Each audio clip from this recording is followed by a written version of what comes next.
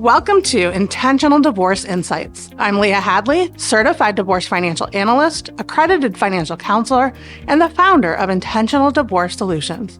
I'll be your guide through the complexities of divorce, finance, and emotional wellness.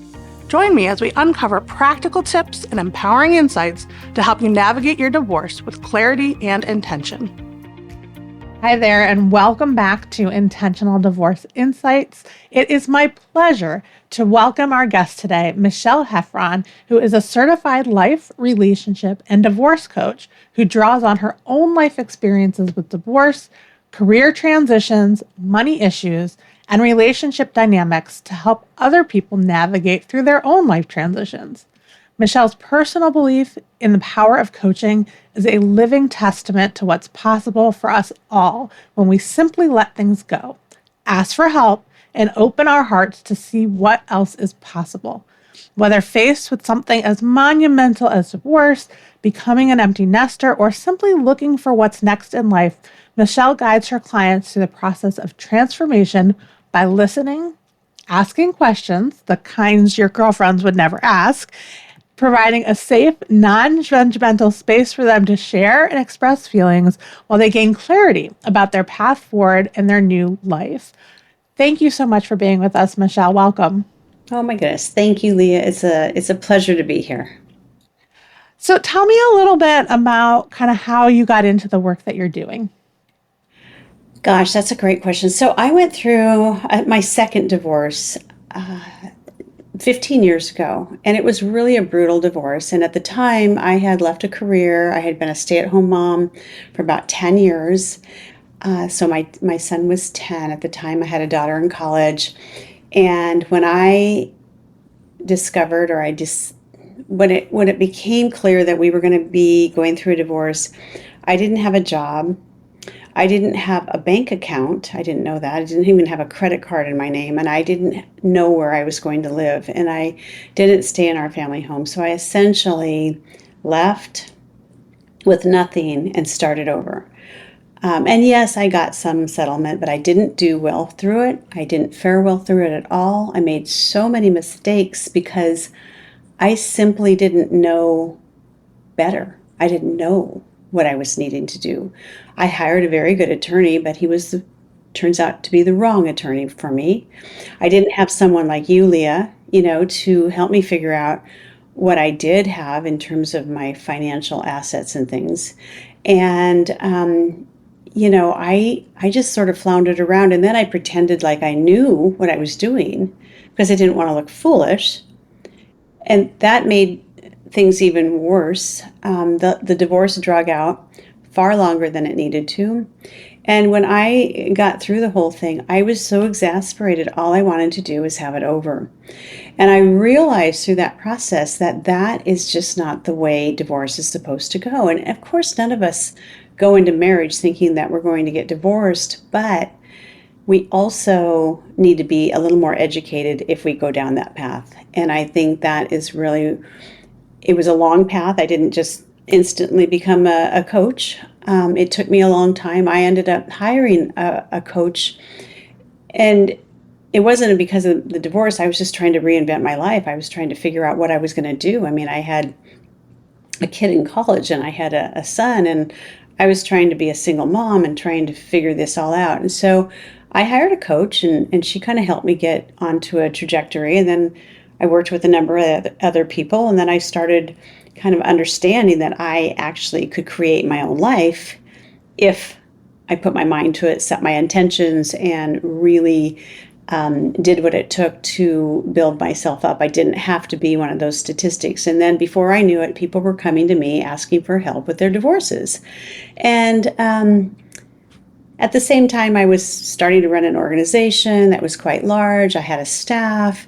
And so I got my certification as a coach, thinking I would just coach people and my staff and people. And then before I knew it, I started my business, and then I got certified in divorce. And now I really am looking at more of a transformational, holistic approach to how divorce happens for people. And so it was an evolution. It didn't happen overnight, but gosh, it's been just an amazing ride. I so appreciate you sharing your story. I know there are a lot of details that will really resonate with many in our audience, especially around, just the lack of information and knowledge around the finances and really having to reestablish that for yourself on your own. It can be so daunting for so many people.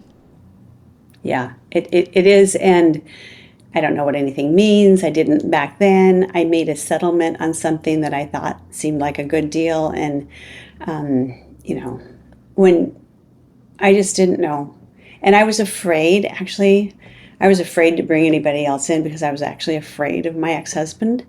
And I didn't I didn't know what rights I had and what I didn't have. And my attorney didn't help me with that at all. And so that just, you know, and it wasn't because he was a bad person. What I've learned and what I coach my people on now is that it's your divorce. You set the agenda and you drive it. It's not about somebody else telling you what you need to do. You need to be educated and figure out what it is that you need to know. And one of that is your finances.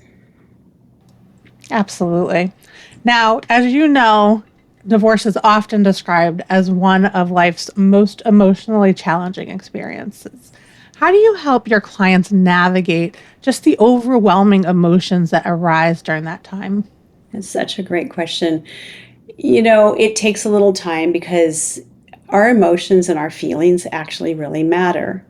The big thing I really help people with is get a lot more intentional about how they want to show up during their divorce, how they want to come out of their divorce, and who they want to be through it. And this is important because once we set intentions, um, we always have that to go back to. So when things get a little rocky, and they do. I mean, I've seen just some, you probably have too, just some really horrible behavior. I mean, not always, but sometimes it's just horrible behavior. And it really always comes back to how are you managing it through? Because we can never change anybody else's behavior, no matter how much we complain or try to get the courts to stop people from doing this or that. It's really always comes back to how are we going to manage our own selves through it. So I really just help people kind of come back to who they're being, because at the end of this, we want some sense of well-being, some sense of peace. And when we start to become Teflon, I often explain it to my clients in this way, is that you just have to become Teflon. You can't let everybody else be bombarding you, especially your ex or soon to be ex, is that you literally evolve into a different person through this process. And I also try to help them do that, because if even in negotiations, if you're showing up as the person you were during the marriage, you're going to get more of what you already were receiving. If you start to change your behaviors and how you're managing yourself, you show up differently, the outcomes will be different. And so this is where I really kind of ground into this more holistic approach to this, because it's kind of who you are overall. And you emphasize showing up with intention during divorce. What does that look like in practice, and why is that so important? I think in practice, it's getting to the point, and this takes some time, I think, for a lot of people. I mean, sometimes I'll work with people who are in maybe that discernment phase, like they've been thinking and thinking and thinking, and then they decide something needs to be done, but they don't know what it is. So that might be, more time.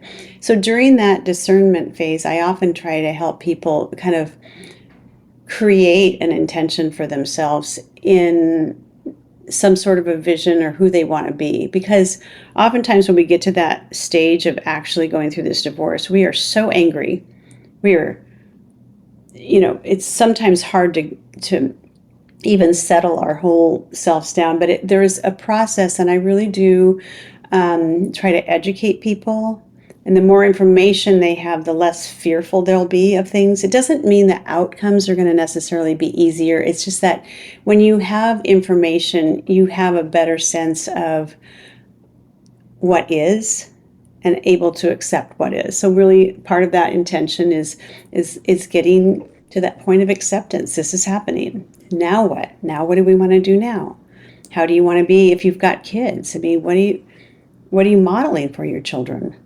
Now, your ex may not always be on board with that, and oftentimes they're not. But we still really want to always get back to that intention, and it's an individual thing, Leah. I mean, I couldn't say, oh, it's a prescribed thing. It's going to take 6 weeks, and we'll be able to build out this intention. I mean, it really depends on the person. Um, and highly emotional people, which is understandable, sometimes might take a little more time because they really feel like they've been, they feel under attack a lot of the time, which is understandable too. Or we've been married to narcissistic type people. And that's really, really, really hard to get through. And so it just depends on the person. So all the work I do is really unprescribed, if you will. It's really customized to the individual and what their needs are and what their capacity is. Some people don't have the capacity to build an intention. We might have to work at that for a while, right? Right, absolutely. It's a good point. And so often, I find that people are comparing themselves to other people who have gone through a divorce or are going through a divorce.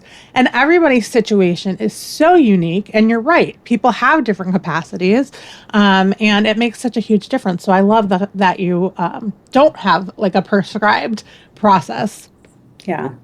And I think to your point is one of the things, I run into so much is people, that comparison thing that you talk about. Comparison is, I just heard it said the other day, it could be a teacher or it could be torture. Because comparison, really those other people's divorces out there are theirs. It's information. So gathering information isn't a bad thing, but if you're torturing yourself by comparing yourself to your sisters or your mothers or, your best friends, then what you're doing is getting misinformation for yourself.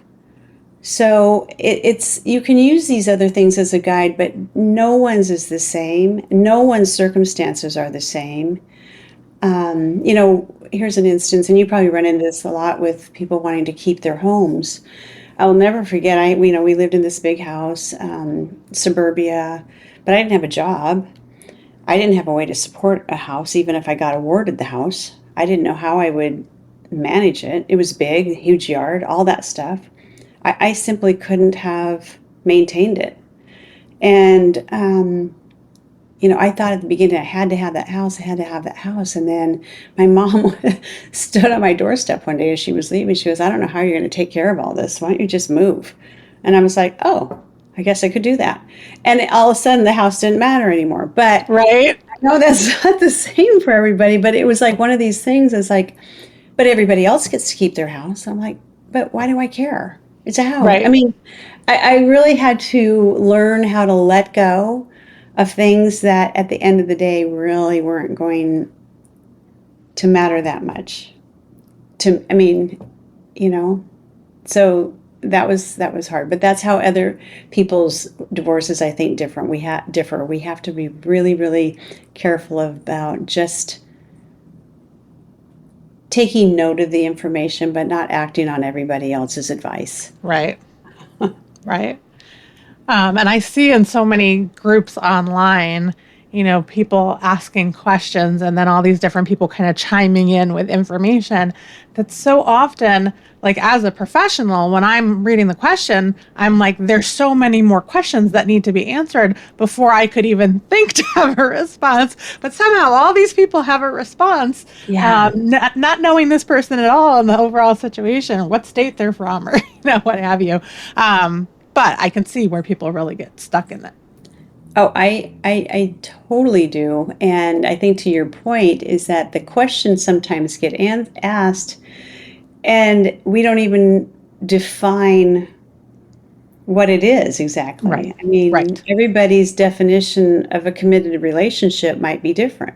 Right. Everyone's definition of, name it, it could be different. And so we're not even comparing apples to apples here. Yeah, absolutely. Now, I know that divorce can really trigger feelings of failure or guilt for a lot of people.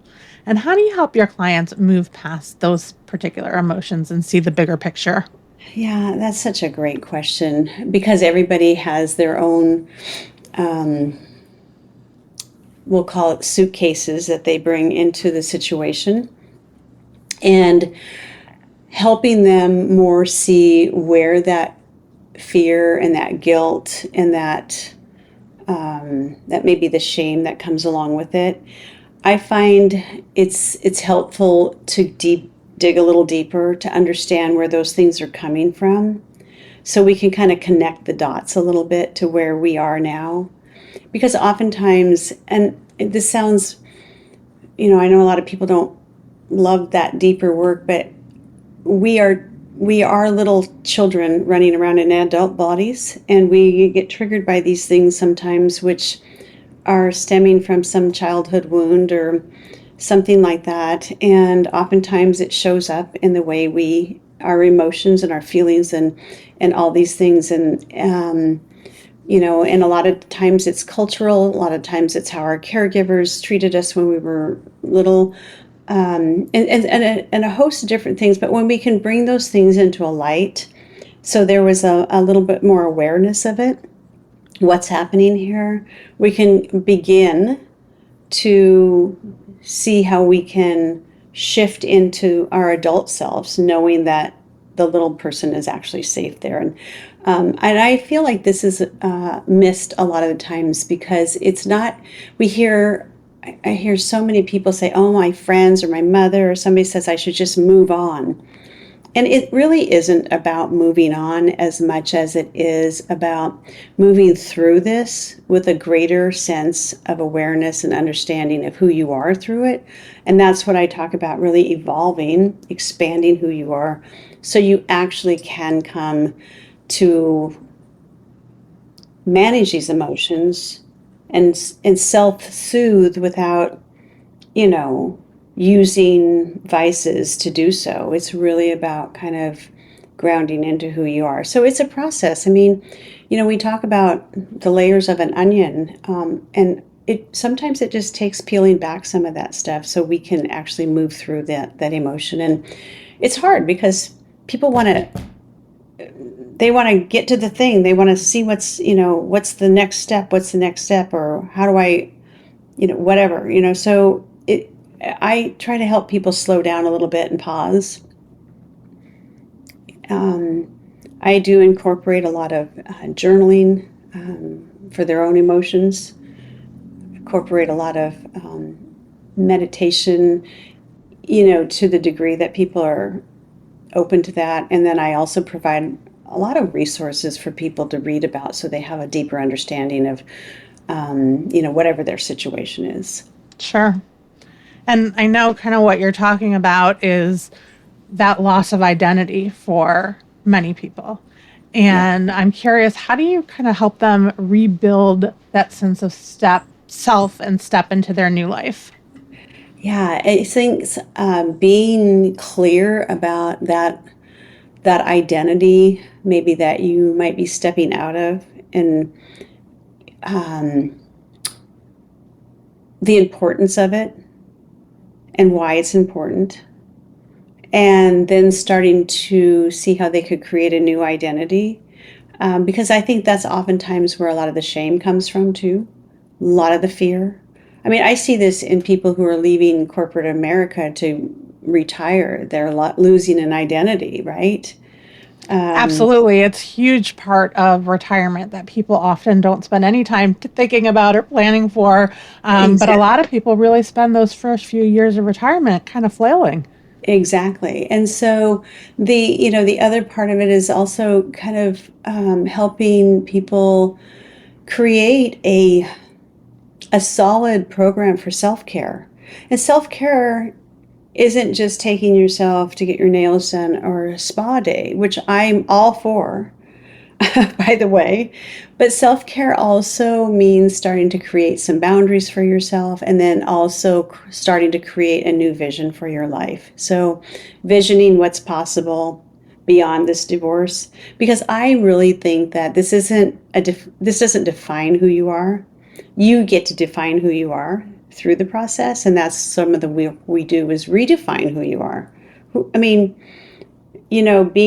a married person and whatever it is, that was a role you played and you identified with that, but there's so much more out there if you really think about what else is possible. So we do a lot of visioning too, just to see what else is coming down the pike. I kind of feel like when I'm working with divorce clients, Leah, is that there's sort of two tracks that really kind of run congruently, because one of them is the practical pieces of a divorce, the what's next. Who do you need to talk to? How do you need to communicate? All these kinds of things. And so you're working along that line, but then that emotional piece of it, that other side of that becoming, is going to drive how that practical side goes in so many ways. That makes a lot of sense. Michele, I so appreciate you sharing your insights with us today. This has been such a wonderful conversation, and I'm sure there are folks who are listening who are going to want to learn more about you and your services. Where can they find more information about you? Thank you. Well, you can visit my website, which is micheleheffron.com, and it's Michele with one L, MicheleHeffron.com. I have a podcast called Getting to the Heart, Life, Relationships, and Divorce. That's on all the major platforms. You can follow me on Instagram, Facebook, and LinkedIn. And also I write a weekly newsletter and will offer all kinds of information and stories and just awesome things for as you're going through this. So you can also subscribe to my newsletter. So many great resources. Thank you so much. We will include links to everything that Michele has shared in the show notes, so be sure to check those out. Again, Michele, thank you so much for your time. For our listeners, we look forward to talking with you next week. Thank you for joining me on Intentional Divorce Insights. It's a privilege to share this time with you. I hope each episode offers valuable guidance to navigate your journey. If you find our content helpful, please leave a review to help others discover the benefits of intentional decision-making in divorce. Until next time, take care and continue to embrace your path with intention.